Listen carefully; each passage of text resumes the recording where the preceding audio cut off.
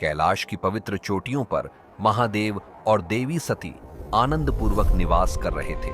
तभी नारद मुनि से उन्हें राजा दक्ष के विशाल यज्ञ के बारे में पता चला।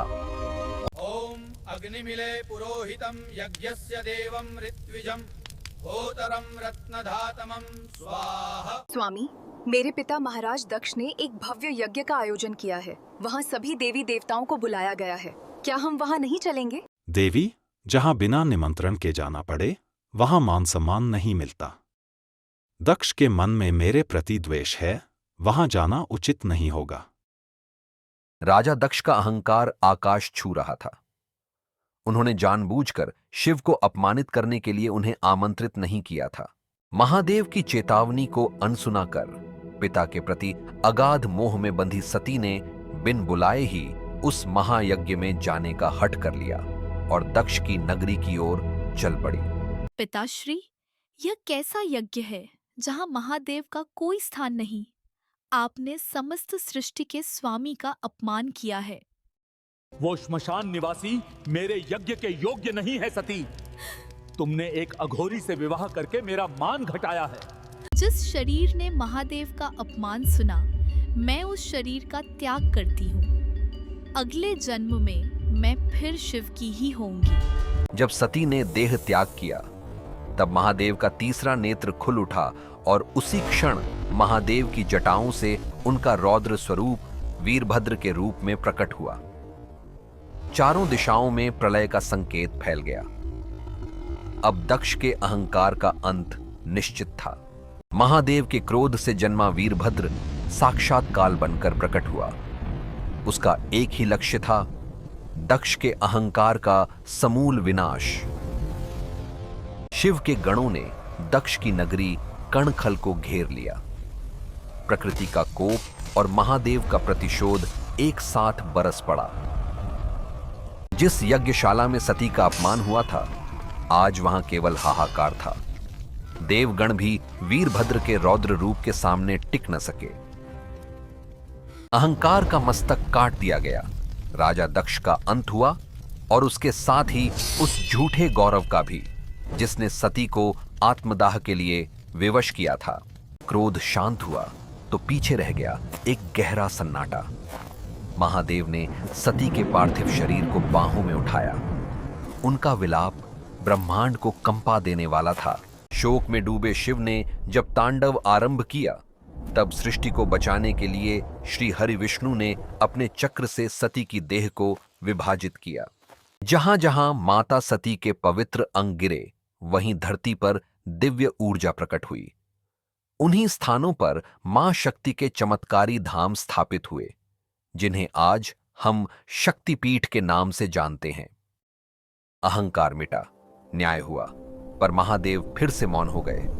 सती चली गई, पर उनकी शक्ति और प्रेम सृष्टि के कण कण में समा गया।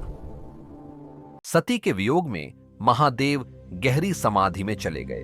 वे जगत से ऐसे कटे कि शिव के बिना सृष्टि असंतुलित हो गई। इसी शून्य का लाभ उठाकर तारकासुर ने तीनों लोकों पर अधिकार कर लिया।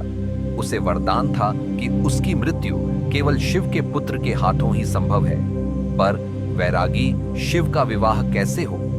हारकर देवता श्री हरि विष्णु और ब्रह्मा जी के नेतृत्व में उस पराशक्ति की शरण में गए। उन्होंने मां आदिशक्ति से प्रार्थना की कि वे पुनः अवतार लें और महादेव के मौन को तोड़े। प्रार्थना स्वीकार हुई। पर्वतराज हिमालय और रानी मैनावती के घर एक अलौकिक कन्या का जन्म हुआ। स्वयं शक्ति ने पार्वती के रूप में अवतार लिया। उनके आगमन से हिमालय की कठोर चट्टानों पर भी फूल खिल उठे। पार्वती अन्य बालिकाओं जैसी नहीं थी। खेल कूद में उनका मन न लगता। उनके छोटे छोटे हाथों में गुड़ियों की जगह मिट्टी के शिवलिंग होते थे। सती की अधूरी प्रेम गाथा अब पार्वती की अटूट भक्ति बन चुकी थी।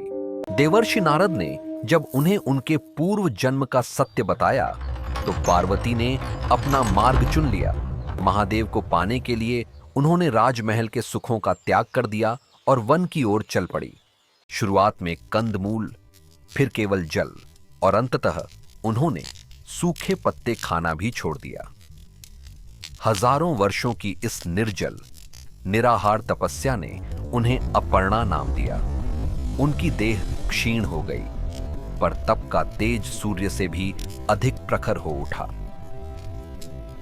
उनकी तपस्या से तीनों लोक डोलने लगे। स्वयं महादेव उनकी परीक्षा लेने एक वृद्ध ब्राह्मण के वेश में आए। उस भस्मधारी शिव में क्या रखा है, वह जिसके पास न अपना घर है न कुल का ठिकाना, जिसके गले में मोतियों की माला नहीं, फुफकारते हुए विषैले सर्प रहते हैं। वह अघोरी जो श्मशान को अपना निवास मानता है और भूतों पिशाच की टोली के साथ घूमता है। क्या तुम एक राजकुमारी होकर उस अमंगल रूप वाले वैरागी के साथ अपना जीवन बिताना चाहती हो? वह तुम्हें क्या देगा? पार्वती क्रोधित होकर उन्हें जाने को कहती है और अपना कान बंद कर लेती है। मुझे कुछ नहीं सुनना है, आप यहाँ से चले जाओ। पार्वती का प्रेम अडिग था। उनकी निष्ठा देख महादेव को अपनी हार स्वीकार करनी पड़ी। वे अपने वास्तविक स्वरूप में प्रकट हुए और बोले, हे पार्वती, तुम्हारी तपस्या ने मुझे जीत लिया। मैं तुम्हारा ऋणी हूं। वैराग्य की गोद में सोई सृष्टि अब जाग रही थी, क्योंकि महादेव ने अपने एकांत को त्याग कर गृहस्थ जीवन की ओर कदम बढ़ाया था। अब समय था उस महामिलन का, जिसकी प्रतीक्षा में युगों से समय रुका हुआ था। तपस्या का अध्याय समाप्त हुआ और आरंभ हुआ ब्रह्मांड के सबसे भव्य उत्सव का काल, शिव पार्वती महाविवाह। हिमालय आज केवल पर्वत नहीं, एक भव्य मंडप था। देवताओं के आगमन से धरती और आकाश एक हो गए थे। आज मेरी पुत्री का संकल्प पूर्ण हुआ। साक्षात महादेव मेरे द्वार पर अतिथि बनकर आ रहे हैं। पर यह बारात अनोखी थी। जहां एक ओर देवलोक की सुंदरता थी, वहीं दूसरी ओर वैराग्य का तांडव। एक तरफ ऋषियों के वेद मंत्रों का शांत पाठ था, तो दूसरी ओर गणों का बम बम भोले का गगनभेदी जय घोष। स्वर्ण रथों पर बैठे देवताओं की चमकती काया के साथ चिता की राख लपेटे नाचते हुए कंकालों और पिशाचों का हुजूम था।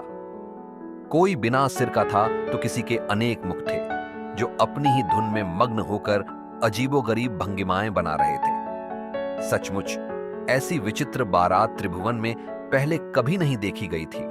परंपरा के अनुसार माता मैनावती आरती लेकर द्वार पर आईं, पर दूल्हे को देखते ही उनके प्राण सूख गए। नहीं, ये नहीं हो सकता। क्या इसी शमशानवासी के लिए मेरी पार्वती ने हजारों वर्ष तप किया? विवाह में बाधा देख श्री हरिविष्णु आगे आए और महादेव से मर्यादा निभाने का अनुरोध किया। अब महादेव उस रूप में थे जिसे देख कामदेव भी लज्जित हो जाए। माता मैनावती ने हर्ष के साथ उनका स्वागत किया। यहां वह क्षण है जब भगवान विष्णु माता पार्वती का हाथ महादेव को सौंप रहे हैं।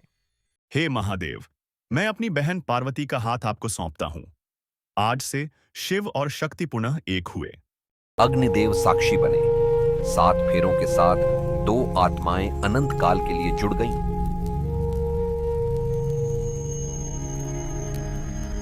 विदाई का क्षण आया। पर्वतराज का हृदय भारी था, पर वे जानते थे कि पार्वती अपनी सही जगह महादेव के वामांग में जा रही हैं। जब शिव और शक्ति कैलाश पहुंचे तो वहां की बर्फ भी सोने जैसी चमकने लगी। सृष्टि का संतुलन लौट आया था। शिव सत्य है तो शक्ति पूर्ण। एक के बिना दूसरा अधूरा है। जब ये मिलते हैं तभी सृष्टि का चक्र पूर्ण होता है। सती के त्याग से जन्मे ये 51 शक्तिपीठ आज भी हमें उस दिव्य प्रेम और शक्ति की याद दिलाते हैं। जहां सती का शरीर गिरा, वहां माता पार्वती की कृपा शक्ति बनकर आज भी भक्तों का कल्याण कर रही है।